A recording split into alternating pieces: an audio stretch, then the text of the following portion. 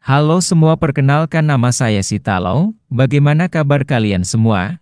Saya doakan sehat selalu dan rizkinya dimudahkan semua. Makasih telah menyempatkan untuk menonton alur cerita yang saya buat. Bloody Reunion menceritakan dendam yang terpendam memiliki konsekuensi yang sangat buruk bagi reuni kelas dalam film berdarah yang tidak dapat disesalkan. Sebelum masuk bioskop, jangan lupa bawa cemilan dan minuman, agar pas nonton gak kelaparan. Diharapkan duduk di kursi yang sesuai dengan nomor kursinya.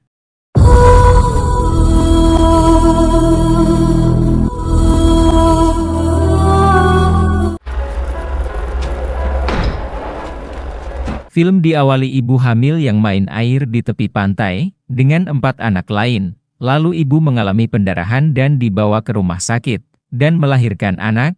Sang suami terkejut melihat anaknya, yang kelainan. Setelah dewasa si ayah mengunci anak di ruang bawah tanah. Tidak siap dengan keadaan anaknya, si ayah mengakhiri hidupnya dengan bundir.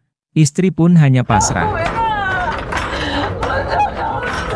Scene pun pindah dengan 2 polisi lagi periksa sebuah ruang bawah tanah. Lalu polisi menyuruh anggotanya untuk menghidupkan lampu karena gelap, dan tiba-tiba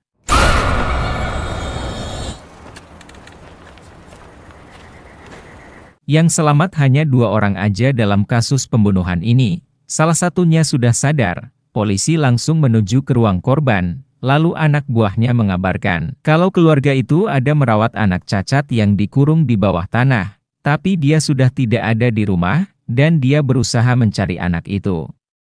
Polisi masuk ke ruangan korban dan melihat wanita muda sedang duduk di samping korban satu lagi. Dia adalah ibu yang melahirkan anak cacat awal film tadi.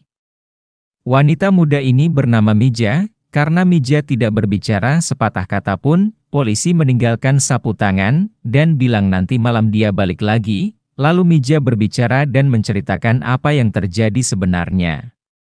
Scene pun pindah sebelum kejadian berdarah. Mija sedang menemani Ibu Park, karena Ibu Park melakukan reunian dengan murid-murid SD-nya dulu, di mana muridnya sudah dewasa semua. Termasuk Mija sendiri dan yang lain sedang perjalanan menuju ke rumah Ibu Park. Murid bernama Kim Myung-Hoo datang duluan dengan mobilnya, lalu Kim memberi hormat kepada Ibu Park, lalu pergi mengambil barang di mobil, lalu Seo dan Eun yang datang, dan menyapa Mija yang telah mempersiapkan ini semua, lalu mereka berdua langsung menuju ke Ibu Park. Setelah beri salam hormat, Eun yang bilang kalau mereka berdua segera menikah dan minta restu ke Ibu Park. Lalu murid bernama Darbong turun dari mobil yang dia tumpangi, lalu mobil merah yang mundur dan berhenti di depan Darbong. Wanita ini adalah temannya dulu bernama Sunhee. Sohee mendekati Kim, dan bilang kalau Mija luar biasa bisa mempertemukan kita semua dan mengurus Ibu Park dengan baik. Lalu Darbong dan Sunhee datang, sempat tidak mengenali Sunhee dengan tampilan yang menariknya, tapi Kim berhasil mengenalnya. Darbong dan Sunhee langsung menuju ke tempat Ibu Park. Mereka memberi hormat dan Ibu Park bertanya kenapa kaki Darbong. Darbong kecewa sedikit karena Ibu Park tidak mengingatnya sama sekali, tapi tidak apa ini salah dia sendiri karena melakukan lari sepanjang hari membuat kakinya sakit. Hal itu tidak ikut lomba lari. Sohee melihat 2 minuman yang berbeda, hal itu membuatnya mencobanya. Lalu murid bernama Jungwon datang dengan membawa bingkis bunga. Sohee bertanya kepada Mija apakah Jungwon sering kesini. Mija bilang dia kesini hanya sekedar membantu saja. Lalu Sohee bilang apakah dia ingat kejadian dulu, waktu dia diusir dalam kelas, karena pipis dalam celana dengan hari sama ibunya meninggal ditabrak mobil. Mija bilang itu kejadian lama, mungkin dia sudah melupakan. Mija bilang sama Sunhee untuk ngajak Ibu Park jalan-jalan. Sunhee semangat sekali mengajak Ibu Park. Sunhee bilang apakah ibu ingat dulu ibu sering mencubit perutku karena tubuhnya gendut waktu dulu. Dan ibu bilang timbangnya rusak habis menimbang badan Sunhee. Akhirnya kata-kata ibu membuat dirinya semangat untuk diet dan jadi seperti sekarang ini. Di akhir Sunhee bilang, apakah ibu mau lihat mata saya karena bekas jahitan sudah rapi? Hal itu membuat Ibu Park jadi ketakutan, ditambah lagi Sunhee membawa Ibu Park ke atas tebing.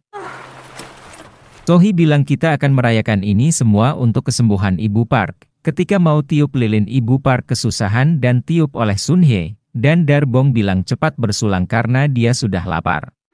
그래, 건배하자. 건배! 자, 건배! Ibu Park memberikan sepatah kata untuk semua muridnya. Ibu Park berharap mereka semua jadi teman baik selamanya dan Mija langsung membelah kue dan mereka semua makan-makan. Darbong coba tanya siapakah di antara kami yang terbaik menurut Ibu Park. Ibu Park menjawab kalau Kim yang terbaik menurut ibu, ditambahkan lagi oleh Sohee. Benar itu, Eunhyang juga cinta sama Kim dulu. Tiba-tiba semua melihat ke arah Jungwon dan mengingat sesuatu, di mana anak lain yang mengganggu anak cacat itu dengan membuka topeng kelinci yang dia pakai dan membuat anak itu lari ketakutan dan satu laki-laki mengambil topeng dan memberikan ke anak itu, lalu Ibu Park datang dan memarahi dia. 여기가 네 놀이터야? 어? 걔가 네 장난감이야. 정원아. Mereka semua minum-minum sampai hingga teler. Lalu Sohee menatap tajam ke arah Ibu Park. Dia ingat dulu Ibu Park menolak hadiahnya dan bilang, hadiah ini cocok diberikan kepada ibunya bukan kepada ibu, karena hadiahnya adalah celana dalam wanita. Tentu Ibu Park beraksi seperti itu, tapi hal itu membuat Sohee marah dan memendam marahnya sampai saat ini. Sohee pun melepaskan saat ini. Sohee bilang dia muak dengan semua ini. Kita semua di sini punya kekurangan masing-masing. Siapa yang membuat kakimu begitu, Darbong, hingga kau jadi manusia tidak berguna, dan bilang kepada Sun Hye untuk buka kacamatanya dan perlihatkan saja kepada Ibu Park. Sohee datang ke sini tidak merindukan Ibu Park sekali, dia ingin melihat bagaimana dia bisa bertahan hidup dengan sendirian aja. Dan tendang bara api dan pergi ke pantai.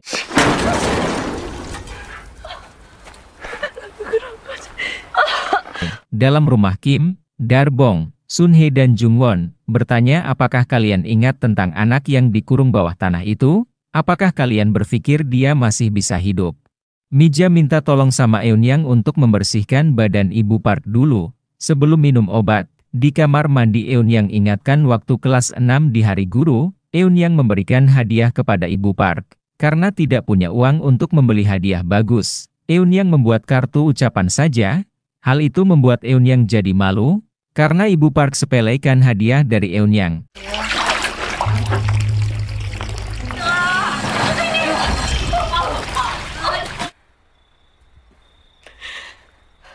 Di sisi Sohee yang kencing di tepi pantai, dia melihat ada orang di samping. Dengan kesal Sohee bilang menjauhlah karena dia sangat kesal saat ini. Tiba-tiba orang itu menyerang Sohee dengan brutal dengan pisau charter.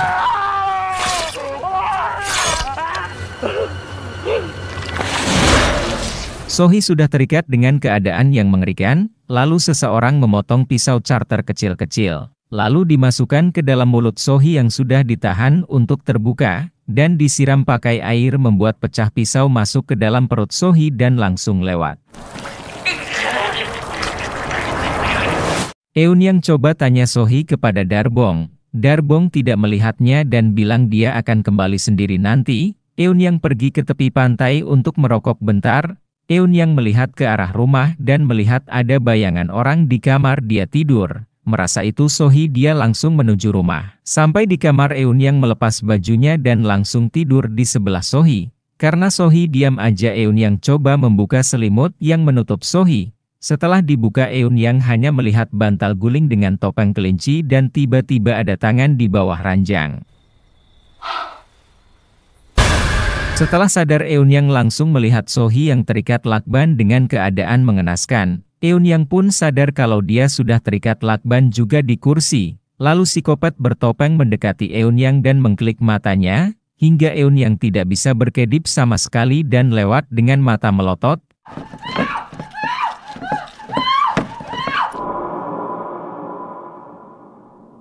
Di sisi Sun Hye udah siap mengobati jahit di matanya.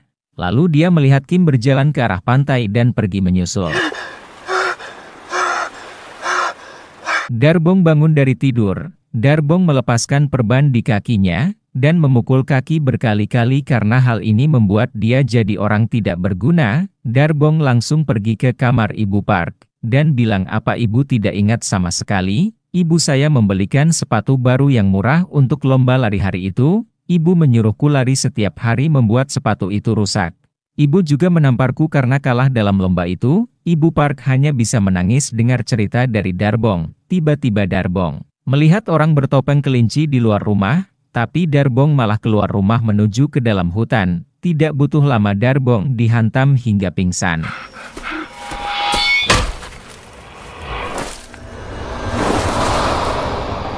Setelah sadar Darbong sudah terikat seperti disalib. Lalu dia berteriak kesakitan karena semut masuk ke dalam telinganya. Lalu psikopat bertopeng kelinci datang dan menghantam Darbong pakai tongkat bisbol hingga lewat. Mija terbangun dengan teriakan Darbong dan menuju ke bawah tanah untuk melihat. Setelah sampai ke bawah Mija menghidupkan lampu. Setelah terang Mija pun histeris. Teriakan Mija didengar oleh Kim dan Sunhee. Kim langsung lari menuju rumah. Setelah sampai Kim kaget melihat pemandangan mengerikan dan menenangkan Mija dan bertanya di mana Jungwon. Karena Kim sudah curiga sama Jungwon pasti sudah disiapkan semua ini untuk balas dendam karena kita sering membuli dia waktu dulu. Dan Sunhee menutup dan mengunci pintu dan menuju ke kamar Ibu Park dan melihat jahitan di matanya. Lalu Sunhee membawa Ibu Park ke dalam dan tepi tebing siang tadi. Lalu Sunhee mencela apa gunanya kembali melihat guru yang jahat kepada muridnya setelah sukses begini. Sunhee ingin melihat Ibu Park menderita, itulah sebabnya dia mau melihat Ibu Park. Kim memukul pintu dengan cangkul dan berhasil buka pintu. Mija langsung ke kamar Ibu Park dan melihat kacamata Sunhee. Mija mengambil senter dan pergi ke dalam hutan.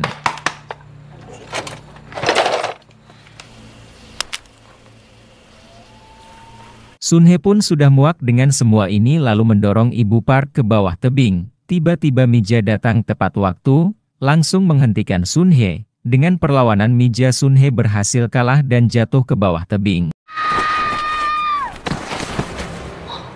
Mija langsung membawa Ibu Park ke dalam rumah. Baru sampai dalam rumah dia sudah dihantam oleh Kim, membuat Mija pingsan. Kim langsung membawa Ibu Park ke ruang bawah. Lalu Kim menyiramkan bensin ke tubuh Ibu Park. Sambil mencela Kim sangat kesal karena Ibu Kim membesarkan anak cacat seperti anak monster. Lalu Kim menyalakan korek api, tiba-tiba Kim diserang oleh psikopat topeng kelinci. Sempat melakukan perlawanan dengan menusukkan jangkar ke leher psikopat, tapi itu tidak ngaruh sama sekali. Dengan kuat mata Kim dicongkel oleh psikopat, hingga lewat.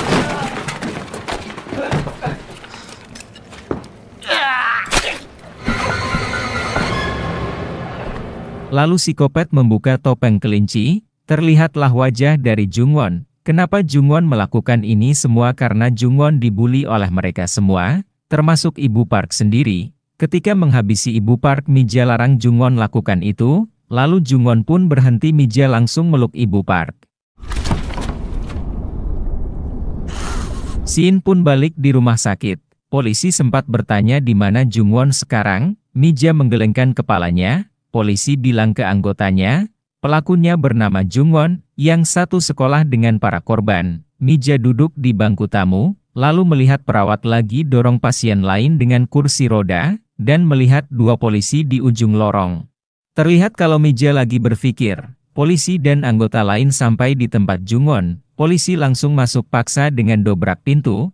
Setelah masuk polisi melihat mayat yang duduk di kursi. Polisi yakin ini adalah ibu dari Jungwon. Polisi melihat foto, dan masuk ke kamar Jungwon. Polisi kaget melihat isi lemari dengan pakaian wanita semua. Polisi bertanya ke anggotanya apakah Jungwon seorang gadis.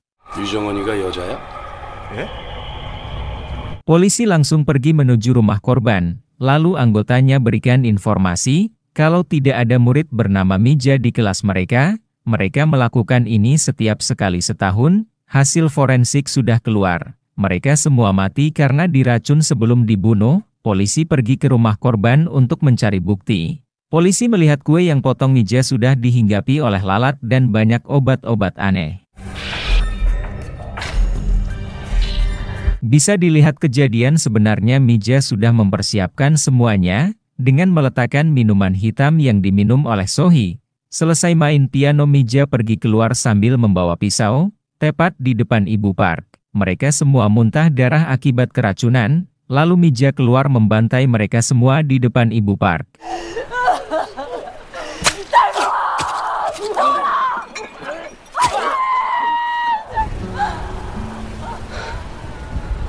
Ibu Park teriak minta hentikan semua ini. Ibu Park meneriaki nama Jungwon. Sudah jelas semuanya ternyata Mija adalah Jungwon. Jungwon mengajak Ibu Park ke ujung pantai. Ibu Park bilang kenapa kau membiarkan aku tetap hidup.